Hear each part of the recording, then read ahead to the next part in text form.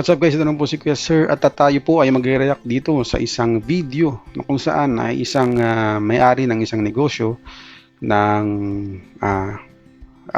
car rentals, no, ay hindi nabawi yung kanyang pinarentahang sasakyan sa isang regular customer nila. So panoorin natin guys. Gusto ko lang i-share mga ka-self-drive yung ginagawa namin kapag nangunguha kami ng unit na hindi na nagbabayad. Ito kasi mga ka-self-drive, 2 weeks nang tinatago yung unit namin. So mini-message namin sa renter, hindi nagpaparamdam. Kaya naman ginawa na namin ng action. March 22 mga ka-self-drive, nung nag-message itong regular renter na to na magre-renta siya ng another unit. Kasi nasa kanya na yung isang unit natin which is yung Honda BRB, and then pinakarwash ko muna at ito si renter and diniliver ko sa mismong bahay nila. Ayan yung unit. Dito, tinanong niya kung nasan yung papel. Kaya pala tinanong niya kung nasan yung papel kasi isasanla niya. Una nga Grabe namin naman yun. pinuntahan mga ka-self-drive ay yung ating Honda BRB dito sa Malabon. Ganda pa naman, kulay red. Umiyak si Khalil kasi naiwan siya sa sakyan. Andito kami ngayon sa Rivera Street mga ka-self-drive. Kasi yung location ng Honda dito. No? So sad to say nasa loob siya ng property ng ibang tao. Kaya hindi namin siya nakita. Pero ayon sa GPS natin, nandito yung sasakyan. No, nandito yung sasakyan natin. Kaya nga lang gated yung property nasa loob, so hindi natin siya makukuha, no, hindi natin siya makukuha, hindi din namin siya nakita kasi mataas nga yung pader. So yun yung medyo problema pag maghahatak ka ng sasakyan kapag nasa loob siya ng property, wala kang magagawa, antayin mo siya lumabas. So yun lang ang update for today. Kaya guys, mas maganda din talaga. Yan guys, maganda yan i-safeguard yung GPS, no, sa sasakyan. So, hindi lang yung GPS mismo doon sa mismong sasakyan na built-in sa kanya. Kasi kadalasan ng mga newly released na sasakyan ay may GPS na built-in, no. So, yung iba dyan guys, tinatanggal yan, mga carnappers, no, yung mga gagaganyan, yung mga rentangay. Tinatanggal nila yan, alam nila kung paano tanggalin yan. So ikaw as an owner, sakali man in the future mangyari man yun sa'yo, dapat ready ka, meron kang plan B, no? So yung plan B mo ay bumili ka ng third party na GPS at ipa-install mo dun sa iyong sasakyan para mas maganda siya, mas maganda siyang igala, no, ilabas at hindi ka masyadong kung sakali man makuha siya o manakaw sa'yo, malolocate mo pa rin yung inyong sasakyan. Para sa Honda BRB natin, punta tayo kay Mirage, kasi si Mirage siya yung lagi gumagalaw. May ads lang guys, Siya yung lagi ginagamit. forward ko na lang. Ngayon nasa Pande siya sa Pure Gold. So pupuntahan muna namin. Pero bago 'yon, kakain muna kami. Hindi pa kami kumakain, mga ka-self-drive. Sa kasamaang palad mga ka-self-drive, hindi natin nakuha yung ating Honda BRB. Kaya naman nag-proceed kami sa pangalawa nating unit, ang ating Mirage 2024. Nandito yan ngayon sa Pandi, Bulacan. Dito siya nag-iikot. Hindi siya umuwi ng Metro Manila. Kaya naman, Pande, tara na! Habang nagbabiyahe kami dito mga ka-self-drive, nagbubuo na kami ng plano kung paano namin makukuha yung ating Mitsubishi Mirage. Nakita Dito na nila. namin siya nakita sa Pure Gold Bunsuran. Mukhang nag-grocery pa ang mga hindot. Ayon sa GPS mga ka-self-drive, nandito nga siya at kakarating niya lang kasi mainit pa yung makina niya. So chinek muna namin yung paligid, ayan, kasi baka hindi ito, pero ito talaga siya. Ayan, nandito kami ngayon sa Pure Gold, DB Mart, Bunsuran 1. Nung nasiguro nga namin mga ka-self-drive, ayan, nag-antay kami. Matyaga kaming nag-antay. Na ang oras na to mga ka-self-drive is siguro mga 5:30, ganyan. Ang hirap siguro niyan, no, yung nag-aabang ka ng isang tao, no, parang i-bypass operation nyo siya, no, na aktuhan nyo siya na sasakay dun sa sasakyan at kailangan mahuli nyo siya, no. So ang hirap niyan, No, hindi natin alam yung mga mangyayari. Panoorin natin guys. Nakaka-excite eh. Yan, inantay namin kung sino yung sasakay sa sasakyan na yan. Pero hinarangan na namin yan. Ayan, hinarangan namin siya para in case na dumating kung sino man yung may dala dyan, kakatukin kami. 2 hours later. Inabot na nga kami ng dilim dito mga ka-self-drive, pero maya-maya dumating na yung may dala ng susi. Kamote. Kasi ito, nirentahan to. Bibidyo ako para safe sa atin pareho Hindi. Oo nga, ito nga. Ayan. Nagkaka-cash out. Sige. Hindi, dito na lang tayo. Dito tayo. Tawag ka ng tropa na Tawag ka na. Bakit eh? Anong naging problema? Karnap ko eh.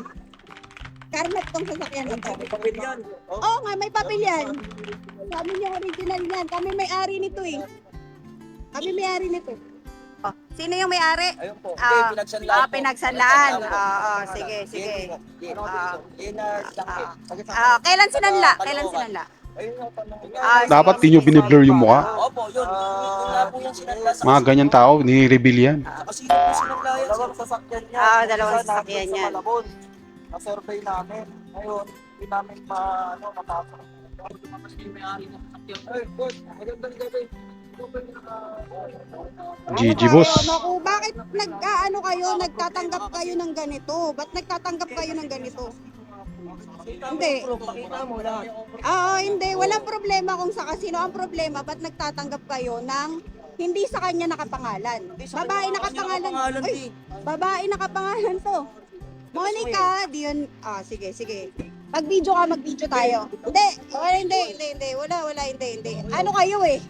Kung ako aanuhin mo, wag ka mag-alala, hahantingin natin tong hayop na to. Hindi kuya, wala namang problema sa amin, di Si ba? ate ako, grabe ka naman sa akin. Ang ganda-ganda ko, makakuya ka sa akin. Federico. Hindi tayo, pare-pareho tayo biktima. Pare-pareho tayo biktima. Kasi kami, rent a car kami. Papareho kami ng sakyan ngayon. Tinali na sa amin. Yung etong sitwasyon na to, pag alam namin yung sasakyan nag-out of way na, tawagan mo siya, kuya. Kuya, tawagan mo siya. Kasi, eto, pag dinala natin to sa police, rekta anti-fencing kami. Kasi kami ang owner nito. Hindi kuya, ano na lang. Ano gagawin natin? Sasabahan. Kulong yan. Hindi. Kung sino mahulihan ng sasakyan. Hindi kami taga rito. Ano tayo? Kulit kayo ah. Hindi natatakot kayo sa police. Pero police naman asawa ko. Safe kayo dyan. Kasi, pwede naman sa barangay. Settle natin. GG, pulis pa pala yung asawa eh. Hindi kasi para malinaw na walang nang haharas.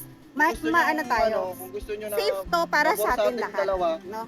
Magharap tayo sa barangay. Barangay na lang tayo. Ganito na lang, te, sa may ano po, sa may... Dalhin mo siya kung saan mo po. Hindi. Sa casino mismo. Hindi, ganito. Hindi. Makikita rin natin yung ahente. Hindi po kayo pwede. Hindi, anong hindi pwede? Ano hindi pwede? Kuya, ito ganito. Kasi kung ganun, teka lang po. Ayaw makinig ng mga kulukoy eh. Yung dumaan talaga dun sa ahente na sinasabi. Dito muna tayo sa police station mag-isa. Dito tayo nagkita eh. Maganda yung ganun, ito nangyari. Sige, maganda yung ganun. Kasi kung doon natin nakabulin, walang ano doon. Wala na pa. Ayun, tumawag na kami ng police for assistance lang naman. Para sa turnover ng sasakyan. Kasi mahirap na. Mahirap na kasi eh. Dito. Tropa mo Kasi- ba yung ano, yung middleman ito? Hindi po. Oo. Papuntahin mo rin siya kasi Papuntahin mo kailangan siya.